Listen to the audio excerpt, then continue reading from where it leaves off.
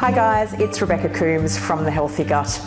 When I went to school, I used to love getting a coconut and lemon slice, but it's made with lots of sugar and biscuits and all sorts of yummy things. And when I got diagnosed with SIBO, all of those things became off limits.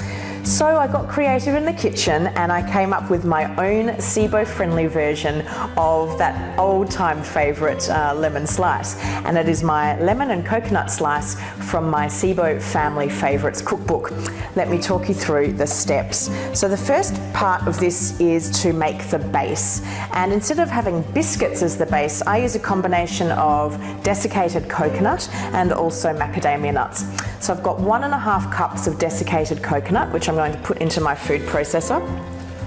I'll add to that 3/4 cup of macadamia nuts. I have the rind from 1 lemon, so I'll just pop that in there. I've also got the juice from 1 lemon. I have 3 tablespoons of coconut oil. And then I'm also going to add a little bit of coconut milk in. I'm using the majority of this in the topping, but I'm just going to take 2 tablespoons for the base. There we go. And then I like to put a few drops of liquid stevia in. Now when you're looking for a liquid stevia, make sure it doesn't contain any inulin, because that is a gut irritant and also not advisable to be consuming when you're on the SIBO diet. So we'll just pop a few drops. And we're going to blitz this until it is completely combined and looks a little bit like what a crumbled biscuit base would look like.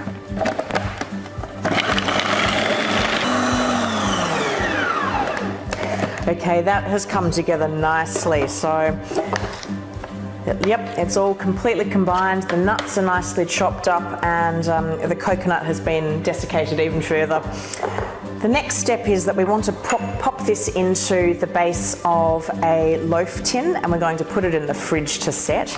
So all we need to do is just scoop that out, being careful not to spill it everywhere, and then flatten it out, and we'll pop that in the fridge. Okay, as you can see, I have completely compacted that into the base of this tin, and you want to do that so that when the coconut oil and the coconut milk become cold, they solidify, and that keeps it bound together.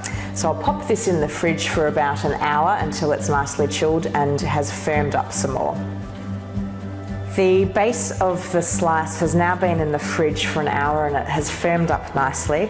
So all we need to do is to make the topping. So I've got 1/2 cup of coconut milk. And when you're buying a coconut milk, make sure that you pick one that doesn't have any thickeners or gums, because they can be quite irritating to your gut.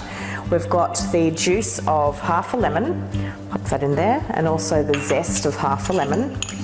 Now if you like it extra lemony, as I do, feel free to add more juice and zest. It really is, the sky's the limit when it comes to lemon. A few drops of liquid stevia. There we go, that adds us some sweetness. And then I've got some powdered gelatin. Now this is going to help the topping set. So you just need to pour some warm water in that just to dilute the gelatin, and just keep stirring while you do that, because you don't want that to turn into lumps. Okay, and once that's completely dissolved, we're going to stir that into our coconut mix. That has dissolved now, so I'll pour that into my mixture. I'll just give it a quick whisk just to stir that through completely. And then all I need to do is pour this onto the top of my base. So straight in there. And then we'll pop that straight in the fridge, and that can set for another hour. I've just pulled the slice out of the fridge and I've taken it out of the loaf tin. And so as you can see, it holds its shape perfectly, which is really great.